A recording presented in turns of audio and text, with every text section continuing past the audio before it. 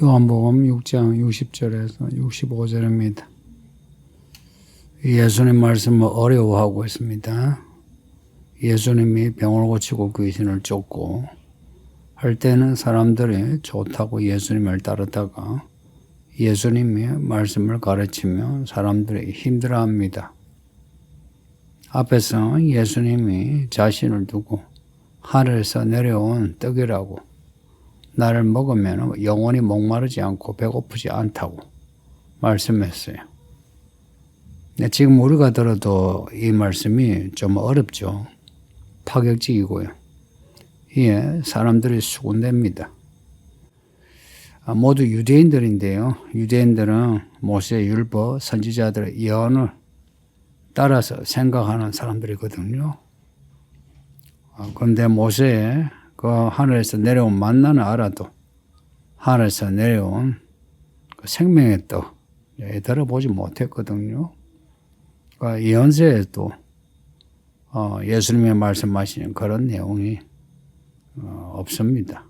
이제 확대 해석하면은 이제 이 말씀이구나 하고 해석이 되지만 사람들이 듣기에 율법과 예언의 말씀이다 라고 생각이 들지 않는 거예요.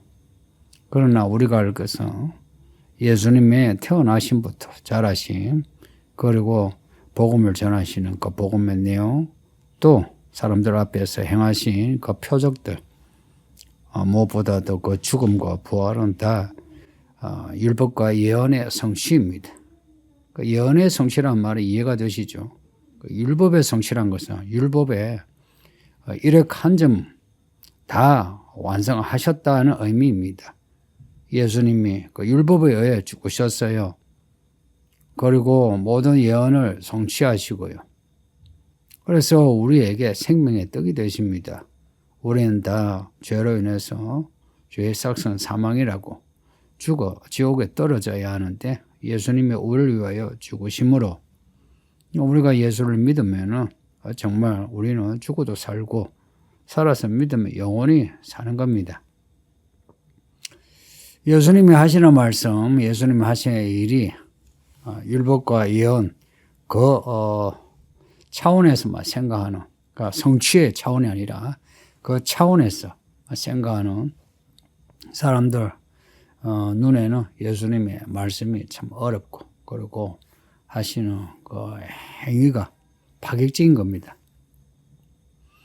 세례 요한에게 세례를 받으신 거라든지 베들레헴에서 나셔서 나사렛에서 자라신 거라든지 또 지금 6장에서 반복되고 있는 예수님의 살과 피를 먹는 것이 생명의 떡을 먹는 것이라고 하는 거라든지 이런 말씀이 아주 어렵다는 겁니다.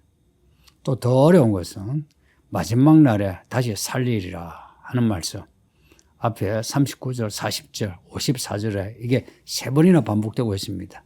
마지막 날에 다시 살리리라.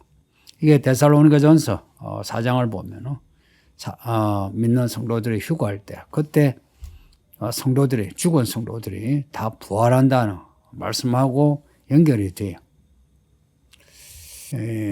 성경에 예언된 재림에 대한 예언 요한계시록 말씀이나 복음서에 종말에 대한 예언 그 예언된 그 말씀이 우리에게 이루어질 때 아마 우리가 상상할 수 없는 그런 파격적인 사건들이 일어날 겁니다. 그러면 사람들이 헷갈리죠. 정말 이런 일인가? 성도님들 지금 본문에 있는 유대인들이 예수님의 그 말씀들을 다 이해하지 못한 것처럼 오늘날 우리에게 일어나는 일들에 대해서 우리가 다 이해하지는 못하죠. 그러나 이거 하나는 이제 확신해야 하는 겁니다. 우리 예수님이 오신다는 것과 지금 일어나는 모든 일들은 예수님이 오시기 전에 표적들이다 라고 믿는 겁니다. 그러면은 예수님 오시는 그 시간표 안에서 우리가 살게 돼요. 예수님이 수군되는 제자들 분위기 하시고 내가 한 말이 걸림이 되느냐고 하시는데 예수님이 다시 오신다는 그 재림에 대한 말씀을 하셨잖아요. 사실 그 말씀이 오늘날 많은 사람들에게 걸림이 되고 있습니다. 그런 말 하죠. 재림 이야기만 하지 않으면은 뭐 말씀 들을 만하다, 설교 들을 만하다 그런 말 하죠. 그게 뭘 의미합니까? 2000년 전에 유대인하고 똑같은 거죠. 그냥 예수님이 병자 고치고 귀신을 쫓아낼 때는 괜찮아요. 근데 예수님의 자신을 하늘에서 내려온 생명의 떡이라 하고 사람이 죽어도 나중에 마지막 날에 다시 살아난다 하는 이런 말씀은 되게 어려운 겁니다. 부담스럽고요.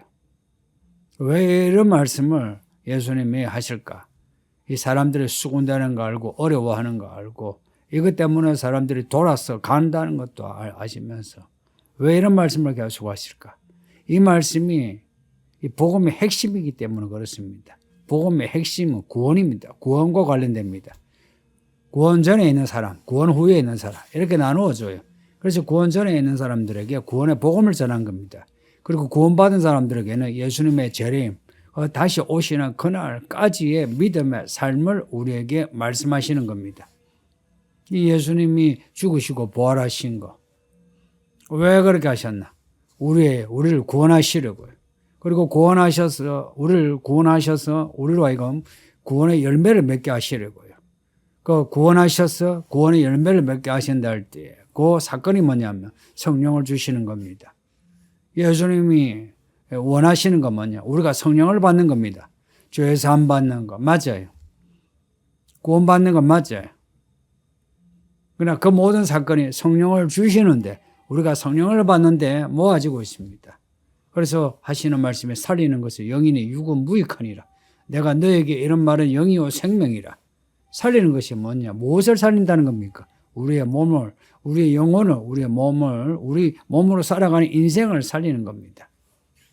가나 혼인잔치의 표적을 보셨죠? 물을 포도주로 만드신 것처럼 우리 인생에 생명을 주시려는 겁니다. 이 물 같은 인생을 포도주로 우리 인생에 맛을 내는 생명을 살려내는 이게 예수님이 우리에게 주시는 선물입니다. 물과 성령으로 나지 아니하면 하나님의 나라에 들어갈 수 없답니다. 그 다음 말씀 보면은 육으로 난 것은 육이요 영으로 난 것은 영이니 물과 성령으로 나지 아니하면 하나님 나라에 들어갈 수 없다. 앞에 그 니고데모가 하신 말씀이죠. 그리고는 육으로 난 것은 육이요 영으로 난 것은 영이라 말씀하셨어요.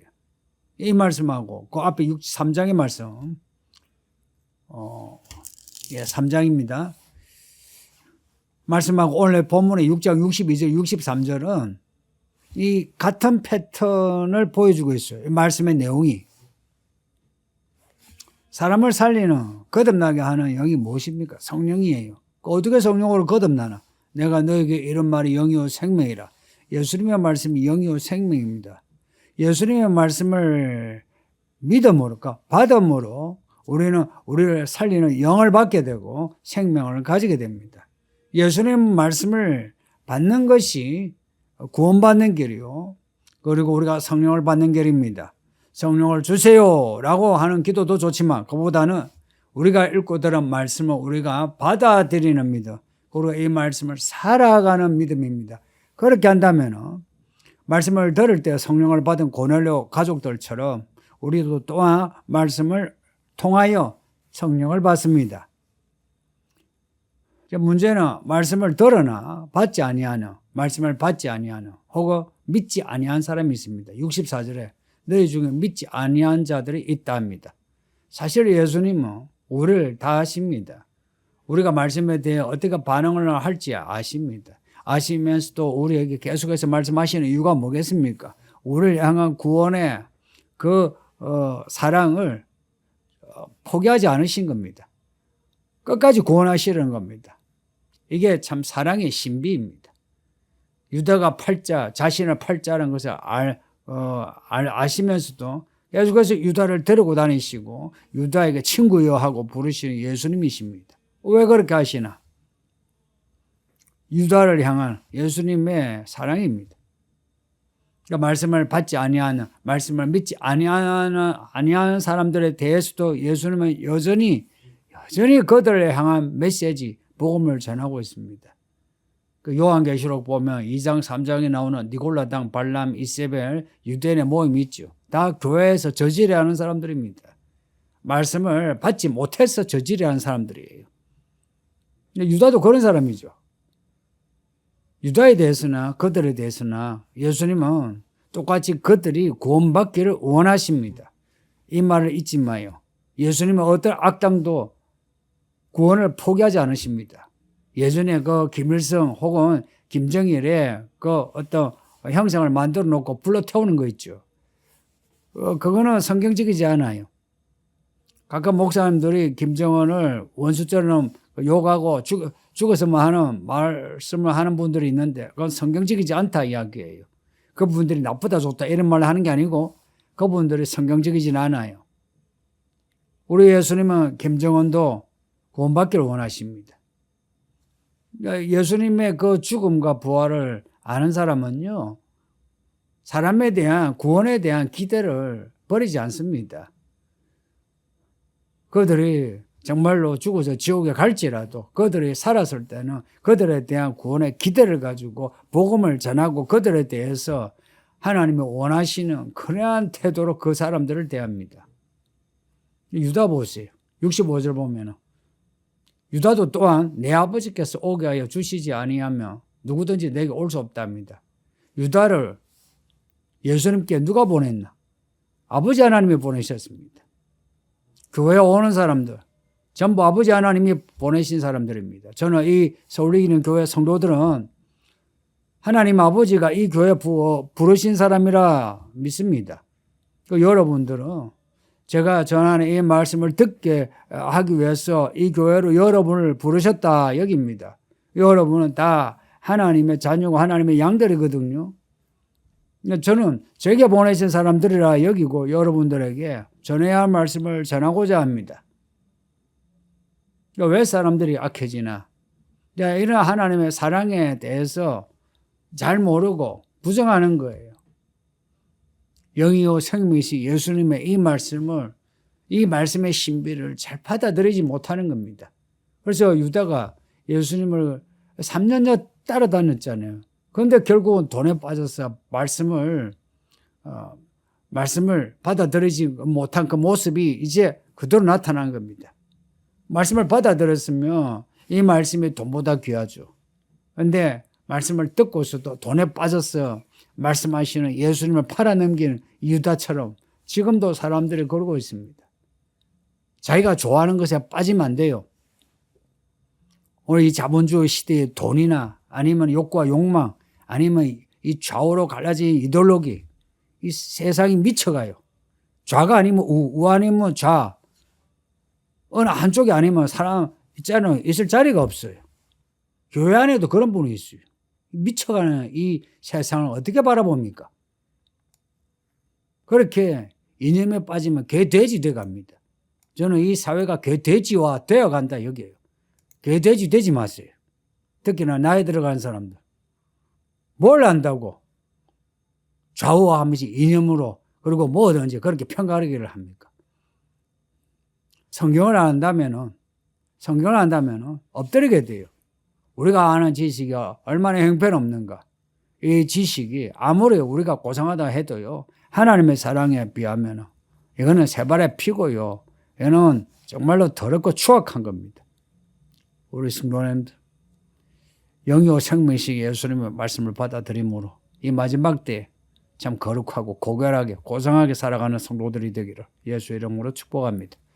아버지 하나님 감사합니다. 주의 말씀을 읽고 들었으니 오늘도 주의 말씀이 우리에게 영이요 생명이 되어